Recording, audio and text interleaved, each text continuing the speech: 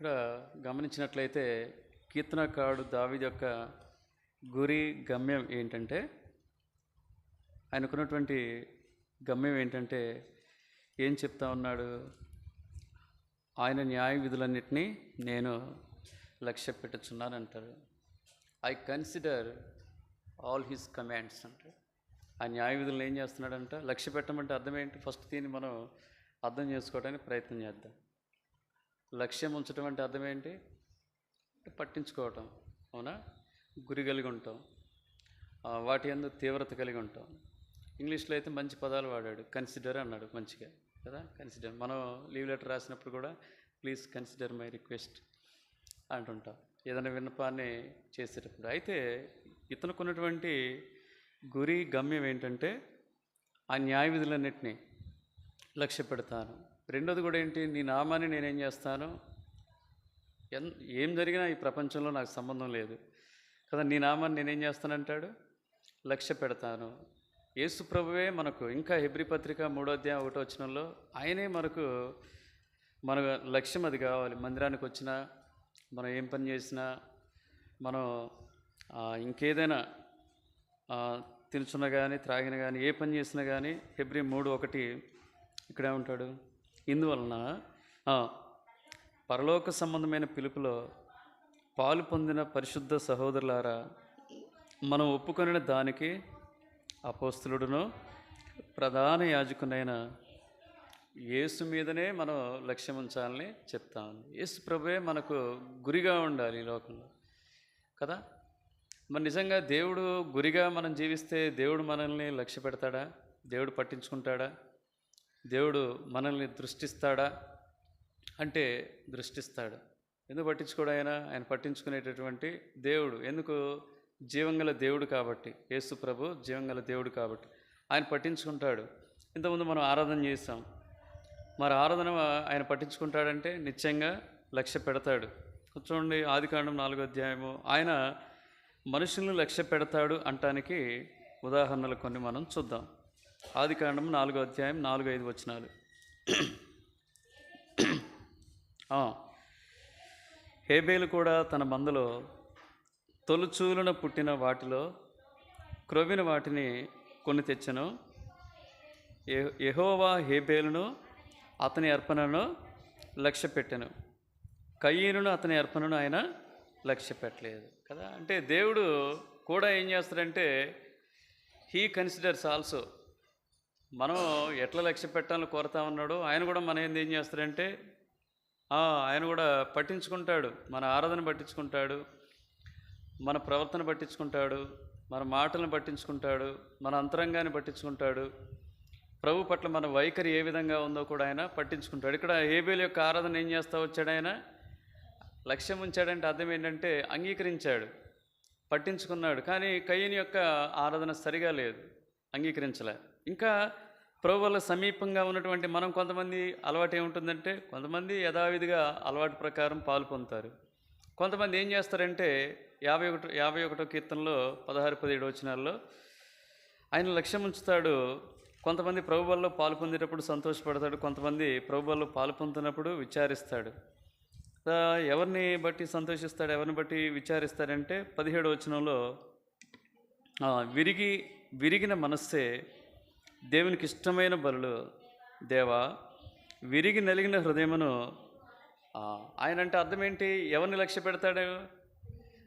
ఎవరైతే నలిగిన మనసుతో నిజమైనటువంటి పశ్చాత్తాపంతో వాక్యం వింటుండగా తమ హృదయాల్లో ఒప్పుదలలోనికి వచ్చి తమ జీవితాల్లో ఏవైతే ఇంకా ఆయాస్కరంగా ఉన్నావో వాటిని గుర్తెరిగి సరి చేసుకొని ప్రభువుల్లో పాల్పొందుతారో వారి పట్ల ఆయన ఏం కలిగి ఉంటాడంటే లక్ష్యం కలిగి ఉంటాడు, గురి పెడతాడు. అది ఒకవేళ అట్టి విధానం లేకపోతే దేవుడు ఏం చేస్తాడు? తృణీకరిస్తాడు, బాధపడతాడు కదా. ఇంకా మనం గమనించినట్లయితే ఎవరిని లక్ష్య పెడతాడు? 138వ కీర్తన 6వ వచనం ఎప్పుడు మనం చెప్తూనే ఉంటాం. ఎవరిని? He looks kindly on the lowly అని ఇంగ్లీష్ బైబిల్లో చదువుతాం. యెహోవా మహోన్నతుడైనను ఆయన దీనులను లక్ష్య పెట్టును, ఆయన దూరం నుండి గర్విష్ఠులను బాగా ఎరుగును. ఆయన మూడవదిగా మనుషుల్ని లక్ష్య పెడతాడు, పట్టించుకుంటాడు, వారి విజ్ఞాపనం చేస్తుండగా వారి విజ్ఞాపన ఆలకిస్తాడు. కానీ ఎవరినంటే దోస్ ఆర్ హంబుల్ కదా, ఎవరైతే తమను తామును ఏం చేస్తారంటే తగ్గించుకుంటారో, దీనులుగా ఉంటారో కదా, వారిని ఆయన పట్టించుకుంటాడు అంటానికి ఇది గొప్ప ఉదాహరణ. చివరిదిగా మనం గమనించినట్లయితే 1 పేతురు 5:7 కదా, ఎవరినైనా లక్ష్య పెడతాడు చూడకుండా చెప్పేయచ్చు. పక్కన కూడా ఇంకోటి ఉంటుంది, 7వ వచనం. ఆయన మిమ్మును గూర్చి చింతించుచున్నాడు. ఫుట్నోట్లు ఏమి రాయబడతా ఉంది? హీఈస్ టార్గెటింగ్ యూ కదా. ఆయన నీ అందు ఏం పెడతా వచ్చాడు? లక్ష్యం ఉంచాడు కదా. ఆయన నేను పట్టించుకుంటానని చెప్తా ఉన్నాడు. ఎప్పుడు? మీ చింత యావత్తు కదా. కొంతమంది వాళ్ళే మోస్తూ ఉంటారు, ఏడుస్తూ ఉంటారు, కన్నీరు గారుస్తూ ఉంటారు. ఎట్లా అంటే దిగాలుగా మొహం పెట్టుకొని మందిరానికి వస్తారు. ఏం ఉపయోగం లేదు. ఆయన నీ మీద నా మీద లక్ష్యం ఉంచాలంటే ఏం చేయాలి? చింత యావత్తు కూడా put your burden on Christ. దేవుని మీద నీ చింత, నీ భారాన్ని వేయగలిగితే ఆయన లక్ష్య పెడతాడు. దేవుడు లక్ష్య పెట్టని గుంపు కూడా ఉంది బైబిల్లో. అదే దేవుడు ఏంటంటే he doesn't care some people. Why? They have some peculiar qualities. వాళ్ళలో ఏముంటాయంటే అసాధారణమైనటువంటి లక్షణాలు ఉంటాయి. వాటిని బట్టి దేవుడు ఏం చేస్తాడంటే ఆయన పట్టించుకోడు, లక్ష్య పెట్టడు కదా. ఇప్పుడు చెప్పాం, ఒకటి ఏంటంటే విరిగి నలిగిన మనసు లేకపోతే ఆయన లక్ష్య పెట్టడు. ఇంకేమైనా లక్ష్య పెట్టడు మీరు చెప్పండి. మన హృదయంలో పాపం ఉంటే 66వ కీర్తన ఎక్కడ ఉంటుంది కదా, 20వ వచనంలో, అప్పుడు ఆయన లక్ష్య పెట్టాడు. పాపాన్ని మనం లక్ష్యం పెడితే ఆయన మనం లక్ష్య పెట్టాడు. ఇంకేముంటుందంటే 22:16లో ఒక మాట ఉంటుంది, మత్తయి సువార్త.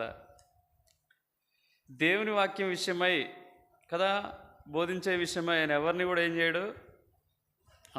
ఉన్నోళ్ళకి ఒక వాక్యం, లేనోళ్ళకి ఒక వాక్యం, అట్లా ఉండదు. 22:16 బోధకుడా, నీవు సత్యవంతుడివై ఉండి దేవుని మార్గము సత్యముగా బోధించుచున్నావనియో, నీవు ఎవరిని లక్ష్య పెట్టవనియో, మోమాటం లేని వాడవనియో ఎరుగు కదా. ఆయన అసలు మనుషుల్ని అసలు ఏ రకంగా కూడా సంతోషపెట్టేటటువంటి బోధ చేయలే కదా. ఎక్కడ కూడా అంటే ఎవరైతే అలాంటి వైఖరి కలిగి ఉంటారో ఆయన పట్టించుకోడు. పరిచర్యలో కానీ మన విశ్వాస జీవితంలో కానీ మనం ఎప్పుడు కూడా దేవుణ్ణి సంతోషపెట్టే వారిగా ఉండాలి. అలాంటి వారిని ఆయన ఏం చేస్తారంటే అట్లా ఉన్నట్టుగా ఆయన జీవితాన్ని బట్టి చూస్తాం. ఇంకా గమనిస్తే ఇంకో చోట యోబు 35:12-13 వచనాల్లో ఇంకో కేటగిరీ పర్సన్స్ని ఆయన పట్టించుకోడు, లక్ష్య పెట్టడు. యోబు గ్రంథంలో 2 సంగతులు ఉంటాయి చూడండి. రెండింటిని చదువుకొని మనం ముందుకు పోదాం. కాగా వారు ఎక్కడ? యోబు 35:12-13 నేను కీర్తనలో తీసి, అందుకని నాకు ఏంటి కాగావారని నాకు ఇంకా ట్రైన్లో రావటం వల్ల ఆ ట్రైన్లో ఊగుతున్నట్టుగా అనిపిస్తూ ఉంది. నిన్న నుండి నాకు అట్లే ఉందన్నమాట, మత్తుగా ఉంది. ఆ ఫుడ్డు, ఆ వాతావరణం. కొంత మనకు ఎట్లయినా వేరే ప్రదేశానికి పోయినప్పుడు కష్టంగా ఉంటుంది. ఎప్పుడు మనం తిరిగే వాళ్ళం కాదు కదా. 35:12-13 కాగా వారు దుష్టులైన మనుషుల గర్వమును బట్టి మొరపెట్టుదురు కానీ ఆయన ప్రత్యుత్తరం ఇచ్చుట లేదు. నిత్యముగా దేవుడు నిరర్ధకమైన మాటలు చెవిని పెట్టడు, సర్వశక్తుడు వాటిని లక్ష్య పెట్టడు. ఆ హృదయంలో గర్వం, అహంకారం కలిగి ఆ తర్వాత నిరర్ధకమైన మాటలన్నీ మాట్లాడుతూ వారు చేసేటటువంటి విజ్ఞాపనలు ఆయన ఏం చేయడంటే పట్టించుకోడు. చివరిగా ఇదే 37:24లో ఉంటుంది యోబు గ్రంథంలో. ఇంకొక రకమైన వ్యక్తులను కూడా ఆయన పట్టించుకోడు. 24వ వచనంలో చివరి భాగంలో ఉంటుంది, తాము జ్ఞానులం అనుకుని వారిని అసలు ఈ doesn't care those who feel themselves they are wise. ఎవరైతే తమను తాము జ్ఞానులము తెలివిగలమని ఎంచుతారో వారి గురించి ఆయన పట్టించుకోడు కదా. కాబట్టి అలా తలంచరాదు. మనం ఎప్పుడు దేవుని మీద ఆధారపడే వారంగా మనం ఉండాలి. నా తలంపు ఏంటంటే మన గురి, మన లక్ష్యం దేని మీద ఉండాలని, అది మొదటిది దేవుని మీదనే ఉండాలని, దేవుని న్యాయ విధుల మీదనే ఉండాలని, దేవుని కట్టడల మీదనే ఉండాలని. కదా. ఏమంటాడు 119వ కీర్తన 100వ వచనంలో అంటాడు, లేదా 6వ వచనంలో కూడా ఒక మాట ఉంది. 119వ కీర్తన 6వ వచనంలో ఏముంటుందంటే, కీర్తనకారుని యొక్క ఆలోచన ఏంటంటే ఇక్కడ, నీ ఆజ్ఞలన్నిటినీ నేను లక్ష్యం చేయనప్పుడు. కాబట్టి ఆయన మాటలు మనం ఎప్పుడైతే మనం చాలా ఎలా తీసుకోవాలంటే తీవ్రంగా తీసుకోవాలి. అలా ఉన్నప్పుడు ఏంటంటే నిన్ను నన్ను అవమానపరచడు ఆయన, నిన్ను నన్ను అవమానపరచడు. ఇదే 119వ కీర్తన 100వ వచనంలో ఏముంటుందంటే అక్కడ ఒక మాట ఉపయోగిస్తాడు. ఏమంటాడు? ఐ ఒబే యువర్ ప్రిసెప్ట్స్ అంటాడు. నీ బోధన, నీ ఉపదేశాలు నేనేం చేస్తాను? లక్ష్యం చేస్తాను అంటాడు. కాబట్టి ఇది మన గురిగా ఉండాలి. సరే, ఇప్పుడు నా తలంపు ఏంటంటే దేవుని మీదే మనం లక్ష్యం ఉంచాలి, దేవుని న్యాయ విధుల మీదనే లక్ష్యం ఉంచాలి, దేవుని నామం మీదనే మనం లక్ష్యం ఉంచాలి, దేవుని యొక్క ఉపదేశముల మీదనే మనం ఏం చేయాలంటే మనం గురి గమనం కలిగి ఉండాలి అని చెప్తున్నాను. మరి వేటి మీద మన గురి గమనం కలిగి ఉండకూడదు బైబిల్లో రాయబడ్డది. అది అసలు వర్తమానం. మనం వేటి మీద మనం అనవసరంగా మనం ఏం చేస్తామంటే మనం సమయం అంతటిని కూడా ఏం చేస్తాం? మనం దుర్వినియోగం చేస్తూ ఉంటాం. వేటిని మనం పట్టించుకోకూడదో బైబిల్లో రాయబడతా వచ్చింది. ఒక 4-5 సంగతులు నేను చెప్తాను. రండి, మొదటిగా రండి. వేటిని మనం పట్టించుకోకూడదో రాస్తాను. ప్రసంగి 7:21.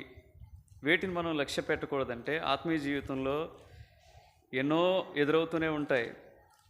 ఏమి ఎదురైనా సరే మనం ఏం చేయాలంటే దేవుని మీదనే మనం లక్ష్యం పెట్టుకోవాలి. కానీ మన వెనక్కి లాగేవి కానీ, మనల్ని ఫీబుల్ అంటే బలహీనపరిచే వాటి గురించి కానీ మనం ఏమాత్రం కూడా ఏం చేయకూడదంటే వాటి గురించి ఎక్కువగా మనం ఆలోచించకూడదు, చింతించకూడదు, వాటిని లక్ష్య పెట్టకూడదు. 21 వచనం చూడండి. నీ పనివాడు నిన్ను శపించుట నీకు వినబడకుండానట్లు చెప్పుడు మాటలు లక్ష్య పెట్టకము. ఆత్మీయ జీవితంలో మన గురించి మాట్లాడిన వాళ్ళు ఎవరుంటారండి చెప్పండి? ఎవరుంటారు చెప్పండి? నవీన్, నీ గురించి కూడా మాట్లాడేటోళ్ళు ఉంటారు, నా గురించి కూడా మాట్లాడేటోళ్ళు ఉంటారు, వెనక మాట్లాడేటోళ్ళు ఉంటారు, ముందు మాట్లాడేటోళ్ళు ఉంటారు, నలుగురిలో మాట్లాడేటోళ్ళు ఉంటారు కదా, చెడుగా మాట్లాడే వాళ్ళు ఉంటారు, మంచిగా మాట్లాడే వాళ్ళు ఉంటారు. సరే, అయినప్పటికీ కూడా ఏదేమైనప్పటికీ కూడా వాటిని మనం ఏం చేయకూడదు? పట్టించుకోకూడదండి.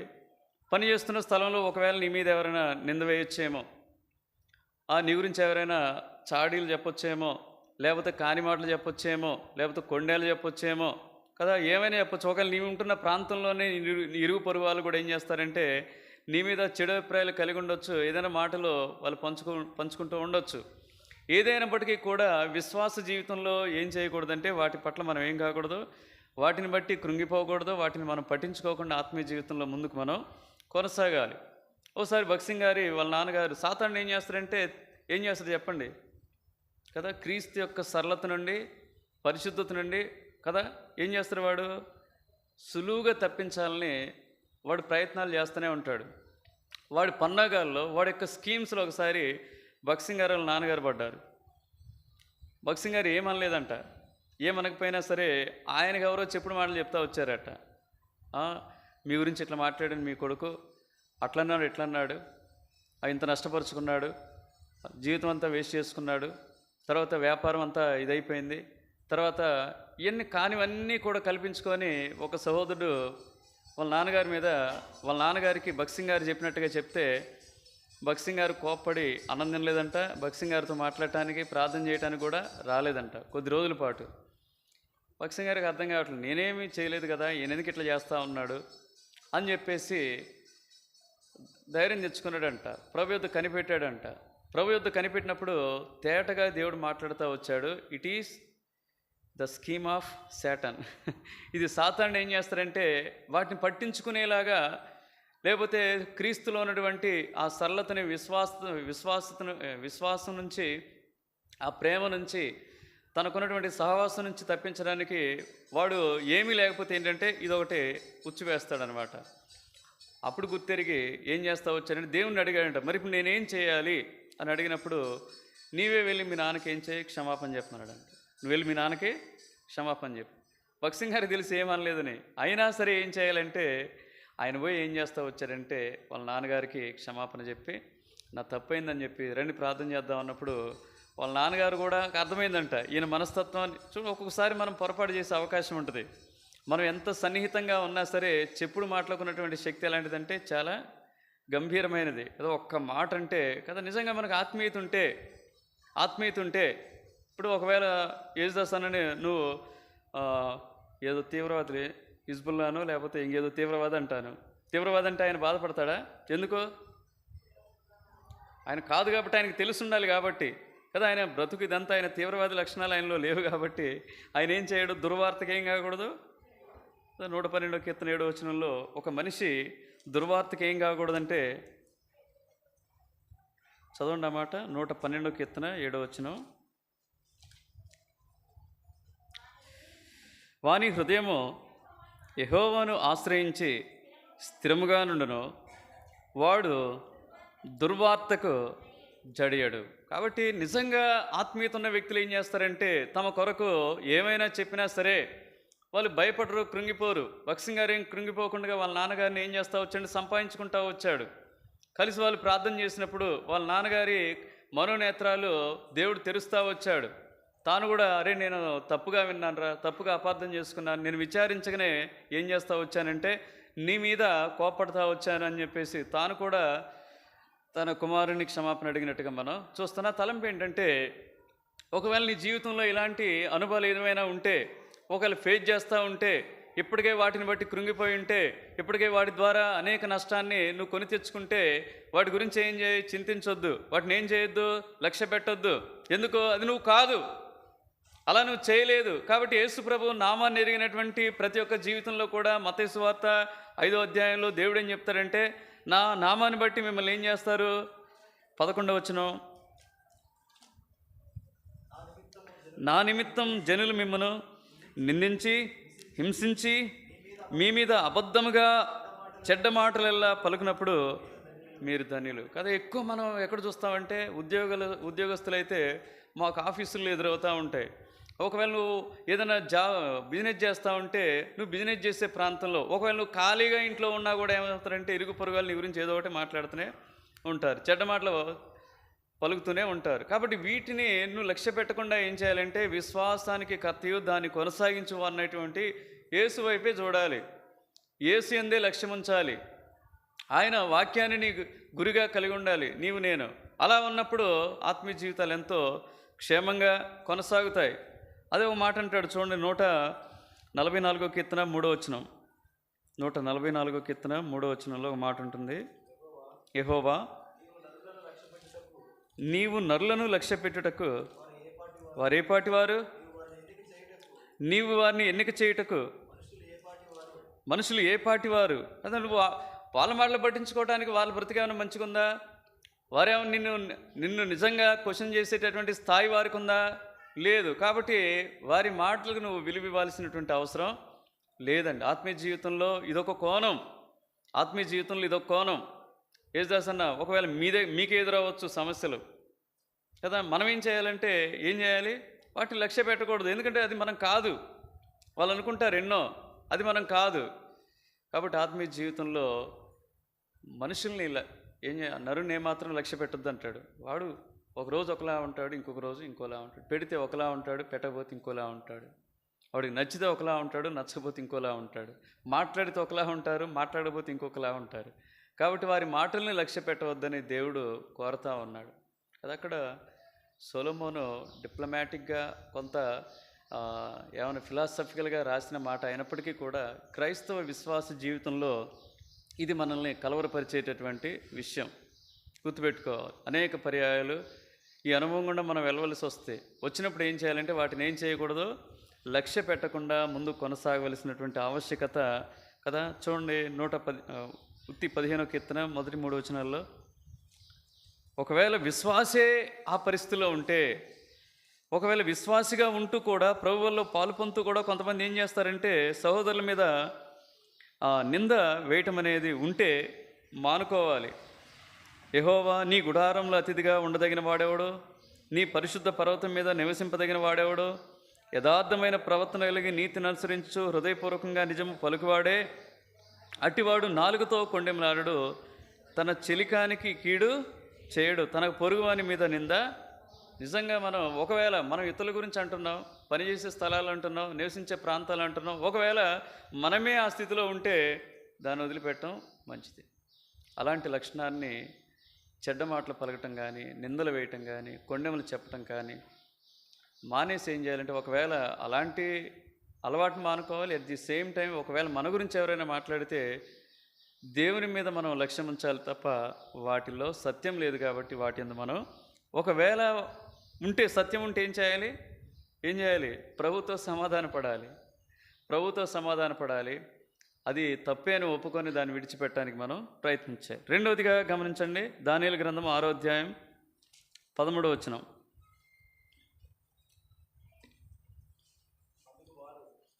అందుకు వారు 6:13గా నేనన్నది చెరపట్టబడిన యూదుల్లోనున్న ఆ దానియేలు నిన్నే గాని నీవు పుట్టించిన శాసనమునే కానీ లక్ష్య పెట్టక అనుదినము ముమ్మారు ప్రార్థన చేయుచు వచ్చుచున్నాడనిరి. ఇప్పుడు ఏమి లక్ష్య పెట్టట్లేదు? ఇప్పుడు 3వ అధ్యాయం 12వ వచనంలో చూస్తే మనుషుని యొక్క కట్టడలను వీళ్ళు 3:12 రాజా అబేద్నెగో అను ముగ్గురు యూదులను బబులోను దేశంలో నుండి రాజ్యకార్యములు విచారించుటకు నియమించితిరి. ఆ మనుషులు తమరి ఆజ్ఞను లక్ష్య పెట్టలేదు, తమరి దేవతలను పూజించట్లేదు, తమరు నిలువబెట్టించిన బంగారు ప్రతిమకు నమస్కరించుటే లేదు అనిరి. కదా, వీళ్ళు ఏం చేస్తూ ఉన్నారంటే కదా, నిజమైన విశ్వాసం ఏం చేస్తారంటే ఇక 2 రకాల కట్టడలు ఉంటాయి. అధికారుల చేత చేయబడిన కట్టడలు ఉంటాయి. తర్వాత మూఢనమ్మకాలుగా లేదా ఆచారాలుగా వాడుక చొప్పున చేసినటువంటి కొన్ని కట్టడలు ఉంటాయి కదా. వీటిని ఏం చేయకూడదని బైబిల్ చెప్తా ఉందంటే లక్ష్య పెట్టకూడదని చెప్తా, అంటే పట్టించుకోకూడదని చెప్తా ఉంది. అది అధికారుల విషయానికి వచ్చేసరికి రోమపత్రికలో 11వ అధ్యాయంలో ఏమంటాడు, మనం ఖచ్చితంగా కొన్ని ఏం చేయాలి, అట్లా నేనేమి వాటిని మీరు ట్రెస్పాస్ చేయమని నేను అనటం లేదు. కానీ రోమపత్రిక 11వ అధ్యాయంలో ఏ అధికారమైనా దేవుడు 13వ అధ్యాయం అనుకుంటా, 13వ అధ్యాయంలో 4 వచనాలు చదువుకుందాం. ప్రతివాడును పై అధికారులకు లోబడి ఉండవలను, ఏలయనగా దేవుని వలన కలిగినది తప్ప మరి ఏ అధికారం లేదు. ఉన్న అధికారములు దేవుని వల్లనే నియమింపబడి ఉన్నవి. కాబట్టి అధికారమును ఎదిరించువాడు దేవుని నియమమును ఎదిరించున్నాడు. ఎదిరించువారు తమ మీదికి తామే శిక్ష తెచ్చుకొందరు. ప్రభుత్వం చేయువారు చెడ్డ కార్యములకే గాని మంచి కార్యములకు భయంకరులు కారు. నీకు మేలు కలుగుటకు అధికారులు దేవుని పరిచారకులు వారికి భయపడక ఉండకోరితివా? మేలు చేయము, అప్పుడు వారి చేత మెప్పు పొందుదువు. కాబట్టి ఇక్కడ నేను చెప్పేది ఏంటంటే, మన కొన్ని ఉంటాయి సేవా నియమాలు ఉంటాయి. అంటే సేవా నియమాలు అంటే ఏమంటారు వాటిని, పనిచేసే స్థలాల్లో ఉన్నటువంటి కొన్ని నియమ నిబంధనలు ఉంటాయి. వాటిని మీరమని మనం చెప్పడం లేదు, పౌలు భక్తులే చెప్పడం లేదు. కానీ కొన్ని పనికిమాలినటువంటి, ఇప్పుడు అక్కడ పనికిమాలిన కట్టడాలు ఏంటి, ప్రతిమకు నమస్కరించాలి కదా. దాన్ని మనం ఏం చేయొచ్చు, విజ్ఞతతో మనం తప్పించుకో. అట్లాంటివి ఏమన్నా వస్తే మనం ఏం చేయొచ్చు అంటే కదా, రావచ్చేమో రానున్న దినాల్లో. అలాంటి వాటిని మనం ఏం చేయొచ్చు అంటే లక్ష్య పెట్టకూడదు. మానవుని బలహీనపరిచేవి కానీ, ఆ తర్వాత వెనక్కి లాగేవి కానీ, తర్వాత క్రీస్తులో ఉన్నటువంటి ఆ యొక్క బాండేజ్ని, బాండ్ని, సంబంధాన్ని తొలగించేవి కానీ ఏవైతే ఉన్నాయో, ఒక మాటలో చెప్పాలంటే మానవ కట్టుబాట్లు హద్దుబాట్లు ఏవైతే ఉన్నాయో, లోక మర్యాద ఏదైతే ఉన్నదో అట్లాంటి వాటిని పట్టించుకోవద్దని చెప్తా ఉంది. ఫర్ ఎగ్జాంపుల్, వాక్యంలో లేనివి చాలా చేయటం లేదా చెప్పండి, చాలా చేయటంలో. మార్టిన్ లూథర్ ఏం చేస్తూ వచ్చారు చెప్పండి, చిన్న పిల్లలకే బాప్తిజం. నేను అద్భుతంగా ఈ మధ్య అంటే మొన్నే 3 రోజుల క్రితమే అన్నతో, జాన్ బాబు అన్న కూడా మాతో పాటు చెన్నై వచ్చాడు అనమాట. కలిసి ప్రయాణం చేయటం జరిగింది. అంతకుముందు ఆ ట్రైన్ బాగా 3 అవర్స్ లేట్గా వచ్చింది. అక్కడ 2 గంటలు మాట్లాడినా, ట్రైన్లో కొద్దిసేపు మాట్లాడటం జరిగింది. అది అన్నతో మాట్లాడినప్పుడు అనిపించింది అనమాట, ఒక అక్క మంచి భక్తిపర్రాలే, లుధియా అక్క అని ఉంటుంది, క్లెమెంట్ అన్న దగ్గర ఉండేటప్పుడు వచ్చేవాళ్ళు. అక్క నాకు పరిచయమే, నాకు దాదాపు 20 ఏళ్ళ క్రితంటే నాకు పరిచయం. అక్క మంచి భక్తిపర్రాలు. తనకు చాలా కాలం ప్రార్థించిన తర్వాత దేవుడు సంతానాన్ని ఇచ్చాడు. అయితే ఆ అక్క ఏం చేస్తుందంటే, వాడు 10 ఏళ్ళు ఉంటాయి అంతే, 10-12 ఏళ్ళు ఉంటాయి, వాడి బాప్తిజం ఏమని వెంటబడతా ఉందంట. అన్న ఏం చేయాలో అర్థం కాక, ఇప్పుడు గనక ఆమెకున్న భక్తి ఏంటంటే, అసలు ఈయన రక్షణ పడకముందే ఆమె ఎవరంటే మంచి విశ్వాసురాలు అక్క. ఇప్పుడు గనక అన్న నా పరిస్థితి ఎట్లుందంటే, ముందు నువ్వు వెనక్కి గోయిలా ఉంది రవిరాజ్, ఏం చేయాలో అర్థం కావట్లేదు. కానీ నేను దేవుని వాక్యపు వెలుగింపులో నిజమే చెప్పాను, వాడికి ఒక వయసు రానివ్వమని చెప్పాను. వాడికి ఒక వయసు వచ్చిన తర్వాత పాపం గురించి వాడు కొంచెం జ్ఞానం కలిగిన తర్వాత ఆ పాపము పట్ల వాడు ఏం చేయాలంటే పశ్చాత్తాపడాలి, అదేంటో తెలుసుకోవాలి, దాని నుంచి బయటకు రావాలని ప్రయత్నం చేయాలి, దేవుని వాక్యం ఏం చేయాలంటే ఒప్పించాలి. ఇదంతా చెప్పడానికి నాకు చాలా టైం పట్టింది. నేను అలా చెప్పిన కారణం చేత వారం రోజులుగా నాతో ఏం చేయటం లేదు అక్క మాట. కానీ అక్క మాకు చాలా అవసరం సంఘానికి, అక్క ద్వారా చాలా పని మాకు. ఎందుకంటే ప్రతి ఆదివారం మీ ఇంట్లో ఎవరు కూడా బ్రేక్ఫాస్ట్ చేయం, ఎవరు పట్టుకొస్తారట, ఆ అక్కే పట్టుకొస్తే అంత ప్రేమిస్తుంది. ఇప్పుడు నాకేం చేయాలి అర్థం కాక, ఇప్పుడు నేనేం చేయాలి మరి? సత్యం చెప్పాలా లేకపోతే అసత్యం చెప్పాలా, లేకపోతే తను మెప్పించాలి నేను చెప్పాలా, నాకు అర్థం కావటం లేదు. అప్పుడు చెప్పాడంట, చిన్నప్పుడు బాప్తిజం గురించి బైబిల్ ఎంకరేజ్ చేయదక్కని చెప్పాడంట. So you have to wait for another 5 years అన్నాడంట. అట్లీస్ట్ వాడు 10th వరకైనా రాని, వాడికి ఏమైనా జ్ఞానం కలిగితే అప్పుడు చూద్దాం అన్నాడంట. నిజం చెప్పేస్తాడు కదా. ఈనాడు అనేకమంది, మీరు నిజమే చెప్తున్నామండి, ఈ మానవుడు కట్టడు, ఈ పండుగలు, ఈ రాఖీలు వస్తున్నాయి కదా, సిగ్గుపడండి. ఇంకా అట్లాంటివి ఏమైనా చేస్తామంటే వాళ్ళని నేనేమంటాంలే, వాళ్ళ ఆచారం వాళ్ళు చేసుకుంటారండి. వాళ్ళని ఎవరంటున్నారు? నువ్వెందుకు పోతావు చెప్పు, నువ్వెందుకు పోతావు అంటే నువ్వేం చేస్తున్నావు? ఇంకా ఏం చేస్తున్నావు? మనుషుడు పెట్టినటువంటి కట్టడాలని నువ్వేం చేస్తున్నావు? ఇంకా కొనసాగిస్తూనే ఉన్నావు. ఈ లోకంలో ఉన్నటువంటి మర్యాదను కొనసాగిస్తూనే ఉన్నావు. ఈ లోకంలో ఉన్నటువంటి ఆచారాలు, వాటిని లక్ష్య పెట్టొద్దని చెప్తా ఉంది బైబిల్. అర్థమైందా? ఇంకా ఏదన్నా పండగ వస్తుంది, ఇంకేదన్నా వస్తుంది, వాటన్నిటిలో నీ వైఖరి ఎలా ఉంది? అది దేవుడు ఏమంటున్నాడంటే, వాటి యందు ఏం చేయొద్దంటే లక్ష్య పెట్టవద్దని చెప్తా ఉన్నాడు. మార్టిన్ లూథర్ అదే కదా చేసింది. మార్టిన్ లూథర్ చెవితే పాపాలు పోవటం ఏంటండి? డబ్బులు ఇస్తే పాపాలు పోవటం ఏంటండి? జపాలు చేస్తే పాపాలు పోవటం ఏంటండి? సిలువ మెల్ల వేసుకుంటే పాపాలు పోవడం ఏంటండి? చిన్నప్పుడే మళ్ళీ పంచలు, ఈ మధ్య కొత్త ఫ్యాషన్ ఏమైందంటే పంచల పండుగలు. ఏం పండుగలు? క్రైస్తవులే పంచల పండుగలు. అది ఏందివి? వీటన్నిటినీ బైబిల్ ఏం చేస్తుందంటే ఖండిస్తే. మీరు వాక్యం చదవని కారణం చేత ఇవన్నీ మీకు చేదుగా ఉండొచ్చేమో, కానీ వాక్యం చదివినోడు ఏం చేస్తాడంటే రోజు చేస్తాడు. ఎందుకో? వాటిని మీకు ఎక్కించాలంటే, ఆ సత్యాన్ని మీకు తెలియపరచాలంటే, ఆ సత్యం నువ్వెప్పుడు తెలుసుకుంటావు? నువ్వు ఎప్పుడైతే పరిశుద్ధాత్మతో నింపబడతావో, పరిశుద్ధాత్మ దేవుడు ఎప్పుడైతే నీలో నివసిస్తాడో, పరిశుద్ధాత్మ దేవుడు ఎప్పుడైతే నిన్ను నడిపిస్తాడో, అప్పుడు నిన్ను సర్వసత్యంలోనికి నడిపిస్తాడు. అసలు పరిశుద్ధాత్మ దేవుడు ఉన్నాడన్న సంగతి నీకు తెలిస్తే కదా, ఆయన పని చేస్తాడన్న సంగతి నీకు తెలిస్తే కదా. ఎందుకు? నీ బాప్తిజం కరెక్ట్ కాదు కదా. ఎందుకు? నిజంగా తిరిగి జన్మిస్తే నీలో నాలో ఉండటానికి వచ్చేది ఎవరు? ఎందుకు ఈనాడు లేదంటే, నువ్వు సరైనటువంటి తిరిగి జన్మించిన అనుభవం లేదు కదా. కొంత లోకం, కొంత దేవుడు. లోకం దేవుడు. ఎంతకాలం ఎట్లా? అదే వద్దంటున్నాడు దేవుడు. మనుషుడు పెట్టిన కట్టడలను నువ్వు ఎప్పుడు తీవ్రంగా నిరసిస్తావంటే, నువ్వు నిజమైనటువంటి మారు మనసు పొందినప్పుడు మాత్రమే నీకు బాధ కలుగుద్ది. నేను ఎందుకు ఇట్లా చేస్తూ ఉన్నాను, ఎందుకు ఇంకా కొనసాగిస్తూ ఉన్నాను, బాధ కలుగుద్ది. లేకపోతే ఏమైతే వాళ్ళతో సమ్మతిపరుచుకుంటూ సంతోషపడతా ఉంటావు. ఒకనాడు ప్రభు వస్తాడు, టాటా గుడ్ బై చెప్తాడు నీకు. ఏం చెప్తాడు? నువ్వు ఇక్కడే ఉండు, వాళ్ళతో ఉండు అంటాడు. ఎవరితో? ఎవరైతే సమ్మతిపరుచుకున్నారో వాళ్ళతో ఉండు హాయిగా అంటాడు. వాళ్ళు ఎక్కడుంటారు?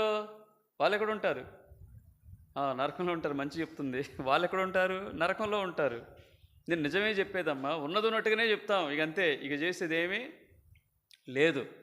కాబట్టి మనుష్యుడు పెట్టినటువంటి కట్టడలు మాత్రం ఏం చేయొద్దంటే లక్ష్య పెట్టొద్దని బైబిల్ చెప్తా ఉంది.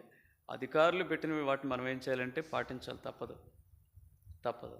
మనుషుడు పెట్టినవి అదే అనేక పర్యాయాలు మేము చెప్తా వచ్చాం. రండి మాట, మత్తయి సువార్త 6 నుంచి 9 వచనాల వరకు, 15వ అధ్యాయము.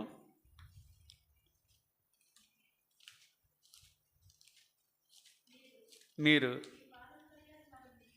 మీ పారంపర్య ఆచారముల నిమిత్తము దేవుని వాక్యమును నిరర్ధకం చేయుచున్నారు. ఏం చేస్తున్నారంట? మనకు పెద్దోళ్ళు చెప్పారు అంటారు. వాటిని మనం పాటించాలి అని దేవుని వాక్యాన్ని ఏం చేస్తున్నారు? డిస్పైజ్ చేస్తూ ఉన్నారు. అసలు అది మన జీవితంలో కార్యసాధకం కాకుండా, అది మన జీవితంలో ఏం కావాలి? అది సత్యంలోనికి నడిపించకుండా నువ్వే నిరోధించే దేవుని వాక్యాన్ని నిరోధించేవాడు శాపగ్రస్తుడని బైబిల్ చెప్తా ఉంది. అర్థమైందా? దాన్ని ఏం చేయొద్దు, ఉన్నదన్నట్టుగా పాటించడానికి ప్రయత్నం చేయి. ఈరోజు కావచ్చు, ఒకరు ఇంకో నెల పట్టొచ్చేమో, నీకు 2 నెలలు పట్టొచ్చేమో, 3 నెలలు పట్టొచ్చేమో, కానీ దేవుని వాక్యానికి ఉన్నటువంటి ప్రామాణికతను నేను తగ్గించడానికి ప్రయత్నం చేయొద్దు. చదవండి ఇంకా. వేషధారులారా, ఈ ప్రజలు తమ పెదవులతో నన్ను గణపరచుదురు గాని వారి హృదయము నాకు దూరంగా ఉన్నది. మనుషులు కల్పించిన పద్ధతులు దైవోపదేశములని బోధించుచు వారు నన్ను వ్యర్థంగా ఆరాధించున్నారు అని యెషయా మిమ్మును గూర్చి ప్రవచించిన మాట సరి అని వారితో చెప్పి. అది ఎంత బాధపడతా ఉన్నాడండి రాసేటప్పుడు దేవుడు. కాబట్టి ఇకనైనా మనం ఏం చేయొద్దంటే, మనుషుడు పెట్టినటువంటి ఏ కట్టడలైతే ఉన్నాయో కదా, మూఢనమ్మకాలు ఏవైతే ఉన్నాయో వాటి జోలికి ఏమాత్రం కూడా పోకుండా, వాటిని లక్ష్య పెట్టకుండా జాగ్రత్త పడటం ఆత్మీయ జీవితంలో ఉన్నటువంటి గొప్ప సంగతి. అది నువ్వు చాలా విజయాన్ని పొందుకుంటావు ఆ విధంగా జీవించగలిగితే. దానియేలు, షడ్రకు, మేషాకుల్ని మనం ఏం చేస్తున్నామా? తిడుతున్నామా? పొగుడుతున్నామా? మెచ్చుకుంటున్నామా? లేకపోతే వాళ్ళని ఏమైనా దూషించగలుగుతున్నామా? మంచి ఉదాహరణలుగా తీసుకుంటున్నామా? చెడ్డ ఉదాహరణలుగా తీసుకుంటున్నామా? చెప్పండి. వాళ్ళు ఆ కారణం చేత దేవుని మహింపరిచారు. వారు ఆ విధంగా మనుషులు పెట్టిన కట్టడల్ని ఏం చేశారు? తిరస్కరించడం చేత వాళ్ళు గణపరచబడతా వచ్చారు. వారు ఆ విధంగా జీవించడం చేత దేవుని నామాన్ని ఏం చేస్తూ వచ్చారంటే ఉన్నతంగా ఏం చేస్తూ వచ్చారు? చూపించగలుగుతూ వచ్చారు. దేవుని వాక్యానికి, దేవునికి ఎంతో విలువనిచ్చినట్లుగా వాళ్ళని మనం కొనియాడుతూ ఉంటాం. కాబట్టి ఆత్మీయ జీవితంలో రెండోదిగా ఏం చేయొద్దంటే, మనుషుడు పెట్టినటువంటి కట్టడల జోలికి పోరాదు. వాటిని నువ్వు అంచనా వేసి, ఎప్పుడు నీకు తెలిసేది చెప్పండి, ఒక్కసారైనా బైబిల్ చదవరాదు? నాగమనక్క చదువుతున్నావు, వెరీ గుడ్. ఒక్కసారి అంటే ఒకరోజు చదువుతాయింది. ఆ రోజు ఏం చేయాలి? పూర్తిగా చదవాలి. అర్థమైనా అర్థం కాకపోయినా, జాక్పున్ గారు అదే అంటారు, అర్థమైన అర్థం కాకపోయినా ఏం చేయాలంటే చదువుతూ ఉండాలి. దేవుడు నీతో మాట్లాడటం మొదలు పెడతాడు. పరిశుద్ధాత్మ దేవుడు నీకు దాన్ని బయలుపరచడం మొదలు పెడతాడు. మర్మాలన్నీ కూడా నీకేమవుతాయి? బయటకు వస్తాయి. తెలియపరుస్తాడు, బోధపరుస్తాడు. అప్పుడు నువ్వు ఎంజాయ్ చేస్తావు దేవుని వాక్యంలో కదా. అందుకని దేవుని వాక్యంలో కొంతమంది ఎందుకు సంతోషించలేకపోతున్నారంటే, వాటిలో ఉన్నటువంటి మాధుర్యాన్ని నువ్వు చదివితే కదా. ఇంతవరకు వచ్చిన 20 ఏళ్ళు 30 ఏళ్ళు విశ్వాస జీవితం అంటారు, 15 ఏళ్ళు విశ్వాస జీవితం అంటారు. ఒక్కసారైనా దీన్ని పూర్తిగా ధ్యానించుకున్నారంటే లేదు. సరే, ఇది చెప్పే స్థలానికైనా పోయారంటే అదో ఇంకొక తప్పు. ఇది సరిగ్గా చెప్పేటటువంటి స్థలానికైనా వెళ్ళగలిగామా అంటే అది చేయలేకపోతా వచ్చాం. అందుకే ఈనాడు ఏం చేస్తున్నామంటే, ఏం చేసాం? ఇరుకును పడ్డాం కదా. మన జీవితాలు ఎలా ఉన్నాయంటే, ప్రకటన 3 లవోదికయ సంఘం వాళ్ళు ఎట్లున్నారంట 3వ అధ్యాయంలో అంటాడు. లవోదికయ సంఘస్థుల పరిస్థితి ఏంటంటే, ఒక మాట అంటాడు 3వ అధ్యాయము 15-16 వచనాలు. నీ క్రియలను నేను ఎరుగుదును, నీవు చల్లగానైనను వెచ్చగానైనను లేవు. నీవు చల్లగానైనను వెచ్చగానైనను ఉండిన మేలు, నీవు వెచ్చగానైనను చల్లగానైనను ఉండక నులివెచ్చనగా ఉన్నావు గనక నేను నిన్ను నా నోట నుండి ఉమ్మివేయనుద్దేశించున్నాను. You must take it seriously. తీవ్రంగా తీసుకో. దీన్ని తీవ్రంగా తీసుకొని ఉంటే దేవుని పక్షానుండు, లేకపోతే ఏం చేయి? వెళ్ళిపో. మొత్తం అన్నీ చేసుకుంటూ దేవుడితో నాకు సంబంధం లేదని చెప్పు. దేవుడితో నాకేం లేదు చెప్పగలవా? అట్లా చెప్పలేవు. మళ్ళీ దేవుడు నాకు కావాలంటే, దేవుడు నీకు కావాలంటే వాటి అందరిని వదిలేయి. ఇక అంతే, ఇంక వేరే మార్గం ఏమీ లేదు. మూడోదిగా రండి, ఫిలిప్పీ 3:13. మొట్టమొదటిగా వీటిని లక్ష్య పెట్టకూడదు, చెప్పుడు మాటల్ని, నిందల్ని. తర్వాత ఇంకా మనం కొండల్ని. రెండోదిగా మనుషుడు పెట్టినటువంటి కట్టడల్ని లక్ష్య పెట్టదు. మూడోదిగా రండి, 13 వచనం, ఫిలిప్పీ 3వ అధ్యాయం. సహోదరులారా, నేను ఇదివరకే పట్టుకొని ఉన్నానని తలంచుకొనను. అయితే ఒకటి చేయుచున్నాను, వెనక ఉన్నవి మరచి ముందున్న వాటి కొరకే వేగరపడచ్చు. మరచి అనే పదానికి ఫుట్నోట్లో ఏం రాయబడిందో చూడండి. లక్ష్య పెట్టక. వెనక చాలా ఉన్నాయండి, నీ వెనక ఏమున్నాయి? వెనక మన ఆత్మీయ జీవితానికి వస్తే మన వెనక ఏమున్నదంటే ధర్మశాస్త్రం ఉన్నది కదా. ఇంకా ధర్మశాస్త్రాన్ని కదా, పండుగలు ఎట్లా మామూలు చేయరండి. కోత పండుగలు, మట్ట పండుగలు, సమాధి పండుగలు, ఇంకా ఇంకేమైనా ఉన్నాయా? కొన్ని చెప్పండి నాకు, కొన్ని చెప్పండి. ఇంకా గుడారాల పండుగలు, ఇంకా మళ్ళీ వాటిని ఏమంటారంటే మట్టలాదివారం, ఇంకా పర్ణశాల పండుగలు, ఇంకా ఈ పండుగలే కాదు ఇంకా చాలా ఉన్నాయి పాత నిబంధనకు సంబంధించినవన్నీ కదా. స్వేచ్ఛార్పణల పండుగలు, ఇంకా చాలా చాలా చేస్తూ ఉంటారు. మళ్ళీ ఏమంటారంటే అది కూడా బైబిల్లోనే ఉంది కదా. అసలు అవన్నీ ఎవరి కొరకు రాశారంటే యేసు ప్రభు చేయాలి. ఎవరు చేయాలి? ధర్మశాస్త్రం. ఇంతకుముందు చెప్పాడు, ధర్మశాస్త్రం అంతటి ఆయన ఏం చేస్తూ వచ్చాడు?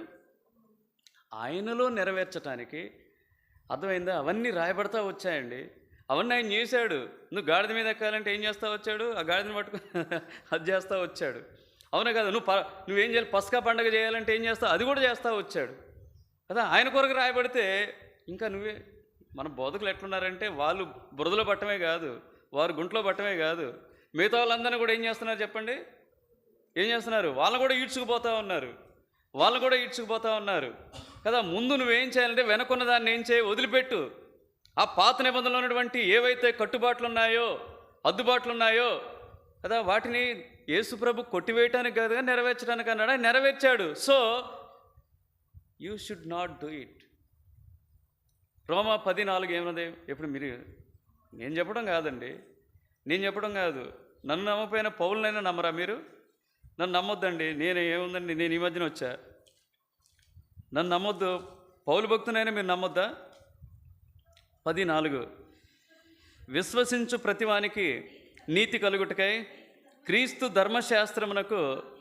ఏంది ఇది నేను రాసిందే లేకపోతే పౌలు భక్తుడు రాసిందే? అంటే ధర్మశాస్త్రానికి సమాప్తి అన్నాడంటే ధర్మశాస్త్రాన్ని ఆయన ఏం చేస్తూ వచ్చాడు? ఆయన లోబడ్డాడు, దాన్ని నిర్వర్తించాడు, నెరవేర్చాడు, దాన్ని తొలగించాడు, నూతన నిబంధన మనకు ఇచ్చాడు. ఇంకా పాత వాటిలోనే ఎందుకు కొనసాగాలి? ఇంకా 2 కొరింథీ 3వ అధ్యాయము 12, 13, 14 వచనాలు అక్కడ ఉంటాయి చూడండి. తగ్గిపోవచ్చున్న మహిమ యొక్క అంతమును ఇశ్రాయేలీలు తేరి చూడకుండానట్లు మోషే తన ముఖం మీద ముసుగు వేసుకొనెను. మేమట్లు చేయక ఇట్టి నిరీక్షణ గలవారమై బహుధైర్యంగా మాట్లాడుచున్నాము. మరియు వారి మనస్సులు కఠినములాయను గనుక నేటి వరకును పాత నిబంధన చదువుతున్నప్పుడు అది క్రీస్తునందు కొట్టివేయబడినని వారికి తేటపరచక ఆ ముసుకే. ఎంతకాలం ముసుగులో కొనసాగుతారు చెప్పండి? ఎంతకాలం ముసుగు వేసుకున్నాడు కానీ కనపడుద్దా? మీరు చెప్పండి. ముసుగేస్తున్నాడు, బురకా వేసుకొని తిరుగుతూ ఉంటారు ముస్లిం సహోదరులు కాదు, సిస్టర్స్ కదా.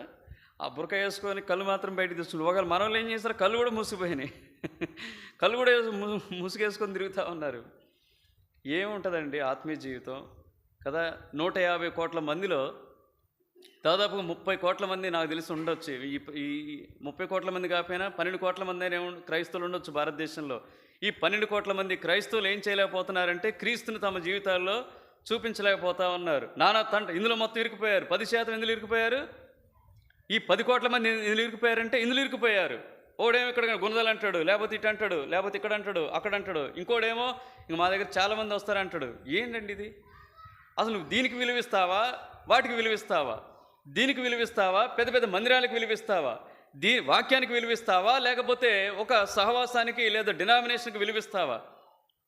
వాక్యానికి విలువివ్వండి. వాక్యంలో ఏమున్నది అదే మేము చెప్తున్నాం తప్ప మిమ్మల్ని కొత్తగా మేమేమి ఏం చేయటం లేదు, మార్చడానికి ప్రయత్నం చేయటం లేదు. నా తలంపు ఏంటంటే ఫస్ట్ ఏం చేయాలంటే పాత వాటిని మర్చిపోవాలి, లక్ష్య పెట్టొద్దు. వాటిని ఏం చేయాలంటే వాటిని ఏమంటారు నవీకరించాడు యేసుప్రభు. ఏం చేస్తూ వచ్చాడు? వాటిని యొక్క స్థాయిని పెంచుతా రాస్తూ వచ్చాడు నూతన నిబంధన. దానిలోనికి మనం ఏం చేయాలంటే రావడానికి ప్రయత్నం చేయాలి. ఈ రెండోది వెనుకున్న వాటి ఏంటి అర్థం ఏంటి? గత జీవితంలో ఉన్నటువంటివి ఏంటి? త్రాగుడు అయి ఉండొచ్చు కదా. గత జీవితంలో ఉన్నటువంటి త్రాగుడు వ్యసనాలు అయి ఉండొచ్చు, బూతులు అయి ఉండొచ్చు, చెడ్డ మాటలు అయి ఉండొచ్చు, సినిమాలు అయి ఉండొచ్చు, యేసుదాస్ అన్న చెప్పేటటువంటి సీరియల్ అయి ఉండొచ్చు. అన్న బోధలో ఈ 2 చెప్పకుండా అయితే ఉండడం అసలు ఆయనకు అవి లేకుండా. వాస్తవం నిజంగా ఇప్పుడు ఆధునిక కాలంలో మనిషిని పాడు చేసేవేంటి అవే.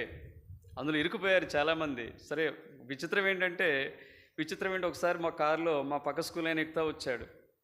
ఎక్కుతా వచ్చి మేము చాలా సీరియస్గా చదువు గురించి డిస్కస్ చేస్తూ ఉంటే ఆయన మొబైల్ ఓపెన్ చేసి రమేష్ గారు, ఆయన పేరు, పక్కన గర్ల్స్ హై స్కూల్లో 50,000 పైన ఉన్నాయి కాబట్టి ఆయనకి ఇచ్చారనమాట. అందులో అదే ఆడవాళ్ళు సీరియల్ చూడటం చూశాను కానీ మళ్ళీ ఆయన ఫుల్ సౌండ్ పెట్టుకొని కొంచెం చెవులు తక్కువ వినపడితే ఫుల్ సౌండ్ పెట్టుకున్నాడు. మేము మాట్లాడటానికి మాకు ఆటంకం కలిగి ఏంటి ఆయన పెట్టింది మేము తెలుసుకుందా అని చెప్పేసి వెనకుంటే అడిగితే ఆయన చెప్తా ఉన్నాడు, సీరియల్ సార్. వామ్మో, అది స్త్రీలకే కాదు పురుషులకు కూడా పెద్ద థ్రెట్ అయి కూర్చుందనేది మాకు అర్థమైంది కదా. ఆయన మాండట ఆ సీరియల్ ఒక్కటే చూస్తారా అంటాడు. బడికి పోయినా సరే ఏం చేస్తారంటే దాన్ని వదలక లంచ్ పీరియడ్లో కొంచెం ఖాళీగా ఉన్నా సరే చూస్తారని చెప్తా వచ్చాడు. సరే, దాని యొక్క తీవ్రతను బట్టి ఏవైతే మన జీవితాల్లో వెనక జీవితంలో ఉన్నవో, పాత జీవితంలో ఉన్నవో కదా, వాటిని మనం కొనసాగించడానికి వీలు లేదండి. వాటిని లక్ష్య పెట్టొద్దని చెప్తా ఉంది దేవుని వాక్యం. వాటిని ఏం చేయొద్దంట? లక్ష్య పెట్టొద్దు. 1 కొరింథీ 5వ అధ్యాయం 7వ వచనంలో ఎలా ఉండాలంట? మీరు పులిపిండి లేనివారు గనక క్రొత్త ముద్ద అవుటకై ఆ పాతదైన పులిపిండిని తీసి పారవేయడి. అదేం చేస్తంట? మొత్తాన్ని, నీ జీవితాన్ని పులిసేటట్టుగా చేస్తుంది. ఏం చేస్తా చెప్పండి? మొత్తాన్ని పులిసేటట్టుగా చేసి, మొత్తాన్ని పాడేటట్టుగా చేసి, నువ్వు ఇంకా దేవునిలో ఆనందించకుండా, రక్షణ ఆనందం లేకుండా, దేవునిలో నీ యొక్క రక్షణ జీవితాన్ని కొనసాగించుకొనకుండా అది నేను ఆటంకపరుస్తుంది. అది ఏదో నీకు తెలుసు, మద్యమా, వ్యసనాలా, బూతులా, పనికిమాలినమా, ఏవైనా సరే వాటిని ఏం చేయి? వాటిని వదిలిపెట్టు. నువ్వు క్రొత్త ముద్ద అవటానికి, దేవునిలో క్రొత్త జీవితాన్ని జీవించడానికి ప్రయత్నం చేయి. వెనుకున్న సంగతులన్నింటినీ కూడా ఏం చేయి? మర్చిపో. వెనుకున్న వాటన్నింటినీ కూడా ఏం చేయాలంటే మర్చిపోవటానికి ప్రయత్నం చేయాలి. లూకా 9:62 ఏం చేయాలి? ఇప్పుడు ఏం చేయాలి చెప్పండి?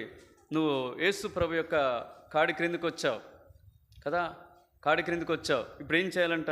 లూకా 9:62 యేసు నాగటి మీద చేయి పెట్టి వెనక తట్టు చూచువాడు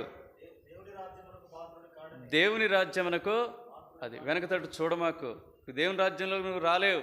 వాటన్నిటిని నువ్వు పట్టుకొని నాకు అవి కావాలి, ఇవి కావాలి, వాటితో నేను కొనసాగుతాను, ఎవరికి తెలియదులే, రహస్యంగా చేస్తున్నాను కదా, రహస్యంగా తాగుతున్నాను కదా, రహస్యంగా చూస్తున్నాను కదా, రహస్యంగా చేస్తున్నాను కదా అనుకుంటే ఎవరు చూడకపోయినా దేవుడు నిన్ను చూస్తాడు. ఆయన మరుగైనది ఏది లేదు. గుర్తుపెట్టుకో. వెనక జీవితం బాగాలేదండి. వెనకపోతే ఏమైనా బాగుందా? ఆశ ఏమంటాడు చెప్పండి? వామ్మో, ముందనుకుంటాడు నేను పరిశుద్ధునగట అనవసరం కదా, నేను నీతిమంతుని అవట అనవసరం కదా, 73 కీర్తనలు అనుకుంటాడు. నాకంటే అన్యులే బాగున్నారు కదా, వాళ్ళు పూలు పెట్టుకుంటున్నారు, వాళ్ళు మెట్టెలు పెట్టుకుంటున్నారు, వాళ్ళు ఆభరణాలు ధరిస్తున్నారు, వారు మంచి బట్టలు ధరించుకుంటున్నారు, వారు నచ్చిందల్లా తింటున్నారు, నచ్చినవన్నీ చేస్తూ ఉన్నారు అని చెప్పేసి వాళ్ళే బెటర్ కదా అనుకున్నాడు.